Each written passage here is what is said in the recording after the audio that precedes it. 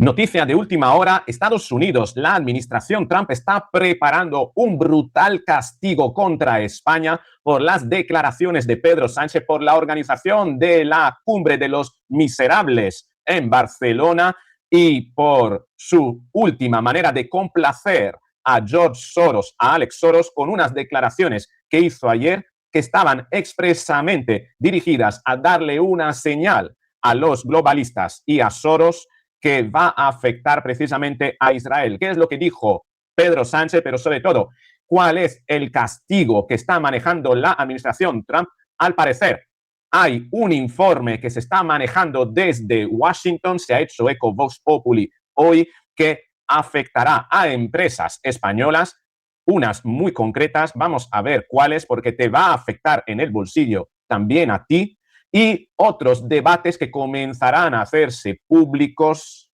contra España. Vamos a ver cuáles son, porque cuidado, esto de que Pedro Sánchez pueda decir lo que le plazca y esa forma, esa impertinencia que tiene contra Donald Trump, si creemos que nos va a salir gratis a nosotros los españoles, no. A él le va a salir gratis, porque tarde o temprano él se irá del poder. Pero los que vamos a pagar las consecuencias somos nosotros en términos económicos y de soberanía nacional. ¿Por qué? Te lo voy a contar todo en este vídeo. Tiene que ver mucho con esas empresas españolas que van a pagar los platos rotos de la impertinencia de Pedro Sánchez. Venga, vamos con el vídeo.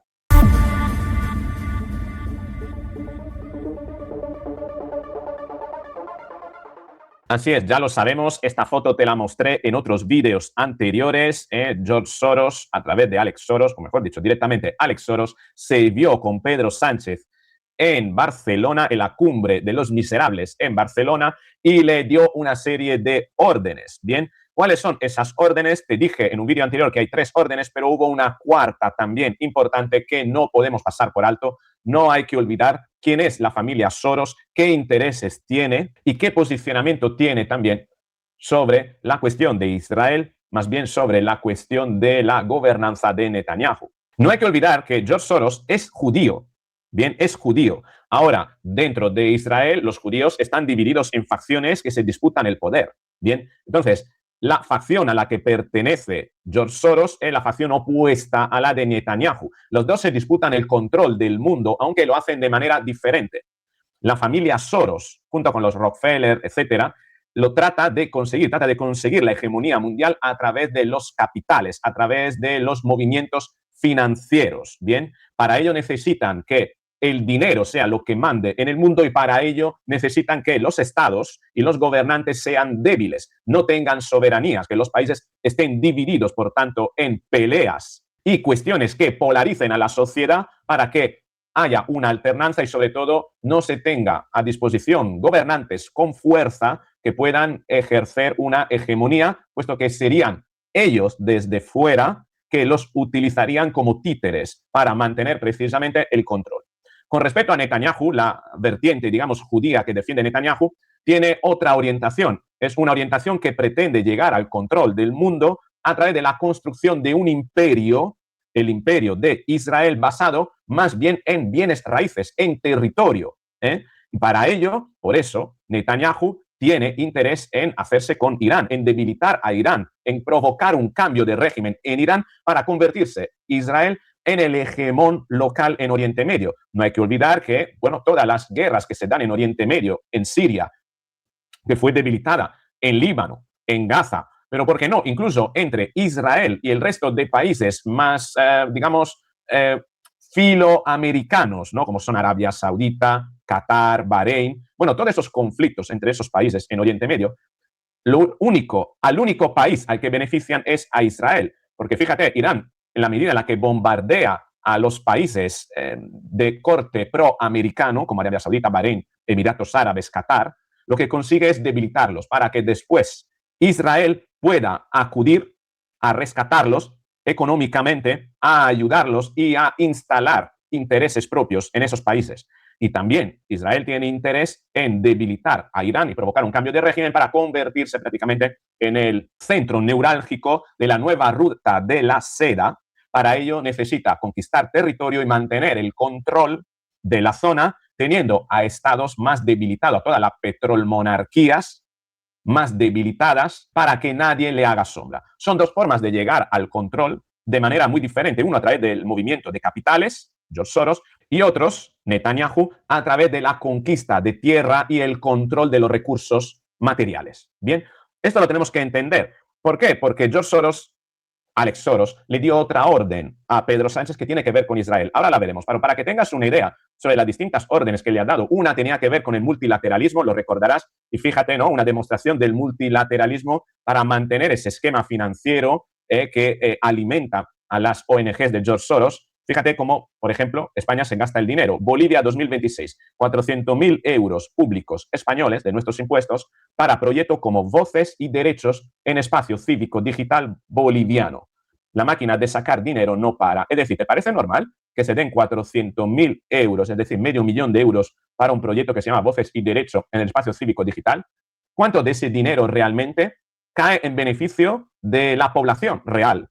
No, ese dinero prácticamente sirve para alimentar un esquema de corrupción entre poderes, entre ONGs, básicamente. Así es como trafican con influencias. Bien, otro tema del que se hablaba con este foro que llaman en defensa de la autocracia, ¿no? Bueno, era el tema de la inmigración. Precisamente meter en los países grandes cantidades de inmigrantes para después fundar partidos políticos de esos inmigrantes. No hay que olvidar que, por ejemplo, en las elecciones de Andalucía va a haber un partido que se llama, no sé, Partido Al-Ándalus, ¿no? Que es un partido que es casi independentista. Es un poquito un embrión de lo que era en su momento Esquerra Republicana per Catalunya o Junts per Catalunya, es decir, un partido político que lo que pretende es romper la sociedad andaluza y tratar de reconstruir lo que era el antiguo reino al-Ándalus islámico en Cataluña.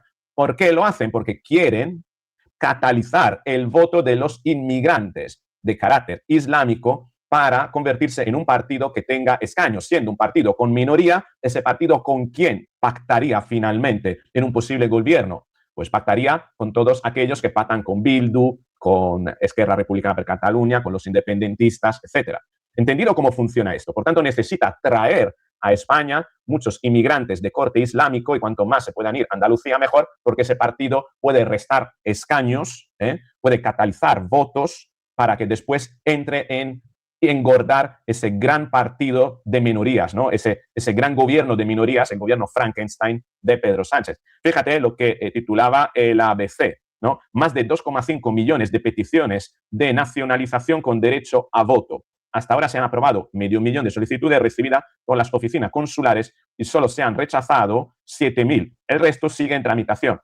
Nos referimos a la ley de memoria democrática que está interesando sobre todo a aquellas personas descendientes de españoles en Sudamérica que tendrían nacionalidad española gracias a esa ley, por tanto se convertirían en votantes dentro de España. Pues igual que sucede con el partido Al-Ándalus, se convertiría esta gente en un sector de la población de interés para que los socialistas les ayuden a crear un partido propio, partido, imagínate, ¿no? Partido de emigrantes, ¿no? Hijos de inmigrantes o españoles expatriados, españoles afectados por el franquismo. Claramente toda esta gente no votaría para la derecha, votaría por la izquierda. Constituirán pequeños partidos que engordarían esa gran coalición de minorías, ¿no? Fíjate, la ABC con lo que decía, más de 2,5 millones de extranjeros piden nacionalizarse con derecho a voto. Hasta ahora se han aprobado medio millón de solicitudes. Bien,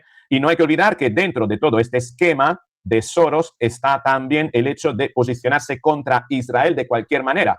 Y si tiene que utilizar el gobierno de España el cristianismo y los colectivos cristianos, tal como ha utilizado en otras ocasiones a las mujeres, ¿no? Con el feminismo, a los inmigrantes, con la inmigración, a los gays y lesbianas por los colectivos LGTBI, ahora que utilice a los cristianos para arremeter contra Israel.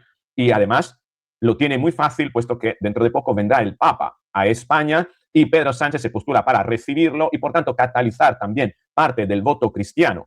¿Cómo lo quiere conseguir? Como lo ha conseguido siempre Pedro Sánchez la cosa, enfrentando, creando bandos y enfrentándoles, ¿no? Por ejemplo, aquí podemos ver en esta foto cómo el diario.es, que es un medio de comunicación que se dice que está financiado por precisamente las organizaciones de George Soros, Fíjate cómo apoyaba la declaración de ayer de Pedro Sánchez. Fotografían a un soldado israelí destruyendo a martillazos un Cristo en el sur del Líbano. Como decir que los israelíes que siguen las órdenes de Netanyahu no solo son genocidas, sino que además van en contra de la religión cristiana. Y España es un país cristiano, es un país amigo de todas las religiones. Además va a venir el Papa, que bien viene esto para concentrar, catalizar, ¿no?, la atención de los cristianos alrededor de Pedro Sánchez, que recibirá el Papa, y crear un bando de cristianos contra los judíos. ¿Qué judíos? Bueno, los judíos de Netanyahu, porque no hay que olvidar que, claro, también Soros es judío, ¿no? Este es el esquema, tan es así que ayer Pedro Sánchez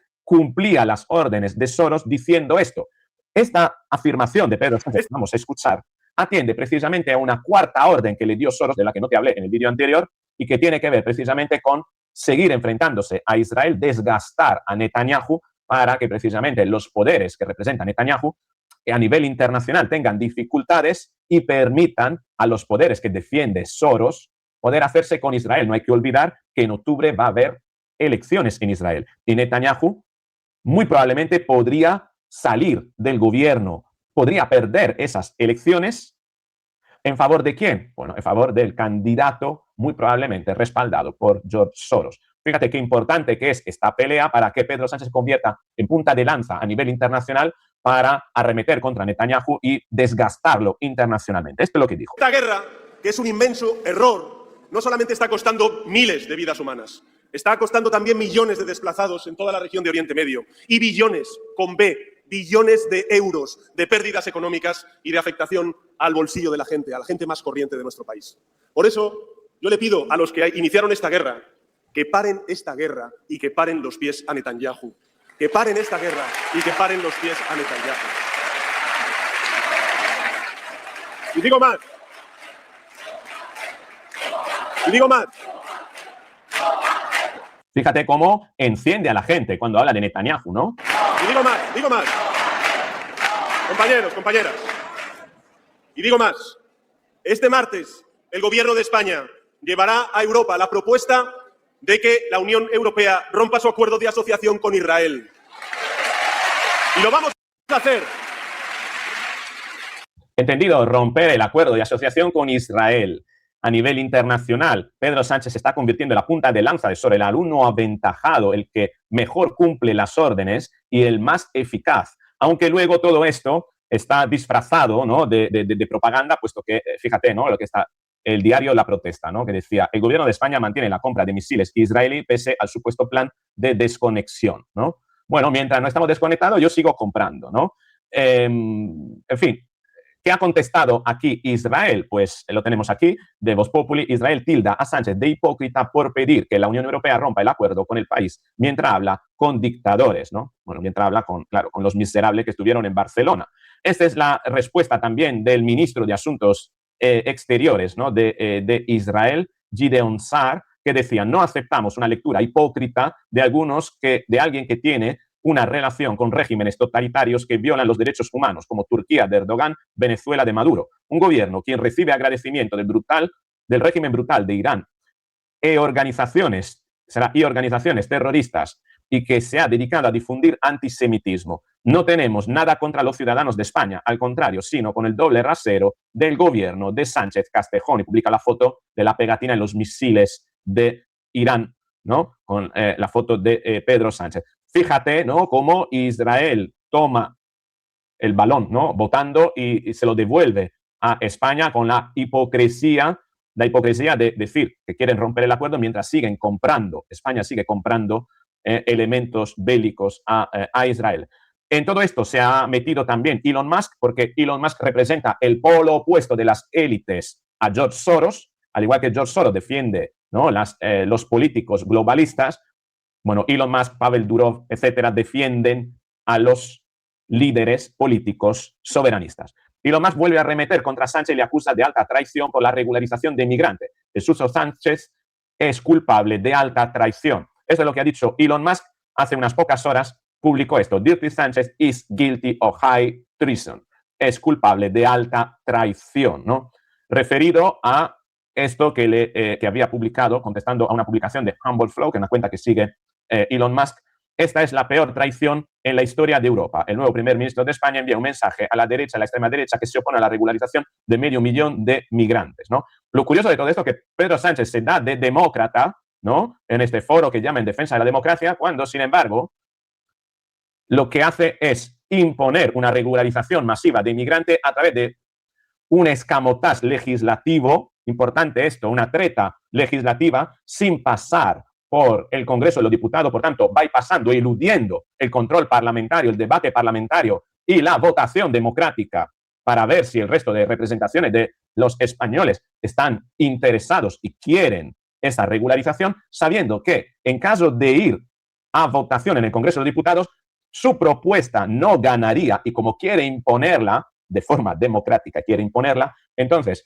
burla el control parlamentario y propone, o mejor dicho, impone la regularización a través de decreto, un decreto que además podría ser declarado ilegal porque, según la normativa, creo que era del 4, la ley número 4 del año 2000, si no recuerdo mal, los números son estos, la regularización de inmigrante, la ley en materia de extranjería, todos los cambios y regulaciones que se hacen en materia de extranjería deben pasar necesariamente por el control parlamentario y ser aprobados en el Congreso a través de ley. Fíjate, por tanto, como este que va de demócrata, al final es el primero que se salta la democracia, ¿no? Y ojo porque todo esto nos va a costar mucho y mucho dinero a los españoles. Por cierto, Elon Musk también decía, contestaba, compartía, mejor dicho, este post de Andreas Tropa, que es un inversor de Tesla y Neuralink, ¿vale? Y compartía este post en señal de que estaba de acuerdo. Decía Alex Soros en la conferencia de progresistas en Barcelona, junto a Ellis Lane, que es la responsable, digamos, la opositora de Giorgia Meloni, pero que entiendo que no fue a Italia, que ataca a Elon Musk. No solo presencia, Soros también contribuye a la organización. Moraleja de la fábula: si un multimillonario estadounidense financia y apoya a la izquierda europea con dinero ganado mediante especulación financiera, todo es legítimo. Si otro empresario estadounidense se limita a expresar sus opiniones a favor de ideas compartidas por partidos de derecha, se convierte en un peligro para la democracia. El doble rasero de la... y esto representa un poquito el doble rasero de la izquierda europea y de la izquierda española y de Pedro Sánchez, que culpa a Elon Musk de injerencia, ¿no?, en las políticas europeas, mientras acepta la injerencia y se vende a los intereses de otro magnate como es George Soros, Alex Soros, ¿no? Así que lo que decía Pedro Sánchez en este otro tramo tampoco es creíble, porque culpaba al Partido Popular y a Vox de no ser patriota, mientras él se considera que lo es. Fíjate. Tantas lecciones de patriotismo que nos han dado, que es España para arriba, que es España para abajo. Vamos a ver, ¿qué es ser patriota? ¿Qué es ser patriota? Ser patriota es defender el interés de la gente. Incluso os diría defender el sentido común. No vender ese interés al mejor postor. Mirad que les cuesta mejor. No vender ese interés al mejor postor. Habla el que está vendiendo España a China. Por cierto, haré un vídeo esta tarde, saldrá un vídeo sobre lo que le ha dado Pedro Sánchez a China para convertir a España en un proxy de China. Esto no se ha hablado, tendrás un vídeo esta tarde-noche, no te lo pierdas. Fíjate, ¿no?, como él habla de la derecha casi como vendepatrias y él dice que hace el interés de la gente cuando, sin embargo, disfraza todo su discurso de interés de la gente cuando en el fondo está cumpliendo con los mandatos y las órdenes de George Soros. Fíjate lo que decía aquí Pedro Sánchez mismo, ¿no? Decía, la realidad es que PP y Vox no son patriotas, son unos vendepatrias, ¿no? Y él que se ve con Soros y cumple las órdenes de Soros no es un vendepatria. Los meconios le contestaban, Pedro Sánchez, ser patriota es defender el interés de la gente, no vender ese interés al mejor postor. Y lo dice el que ha vendido España a prófugos, independentistas, batasunos, y no por el interés de la gente, sino por su propio interés. El que por 7 votos tiene el trasero roto. A cínico no le gana nadie. Y no hay que olvidar que el que defiende las democracias es el que más se reúne con las dictaduras y las autocracias. ¿De dónde venía Pedro Sánchez antes de la cumbre de Barcelona? ¿De qué país? ¿De un país democrático? ¿De China? No. Pero es más, si vamos a analizar los países que ha visitado Pedro Sánchez desde que comenzó esta nueva legislatura, desde julio de 2023, lo curioso es que Pedro Sánchez apenas ha visitado 3 democracias, tan solo 3 democracias. La gran mayoría de países que ha visitado son dictaduras o democracias fallidas o pseudodemocracias. Fíjate, te los voy a nombrar. ¿eh? Países con democracia plena, reconocido como democracia plena, que ha visitado Pedro Sánchez en visitas bilaterales: Noruega, Irlanda y Uruguay. 3. Se habla de Estonia en abril de 2024 porque Estonia recientemente ha sido ascendida a democracia plena por el informe de 2024, pero cuando la visitó estaba allí, ¿vale? Por lo tanto, tan solo tres democracias.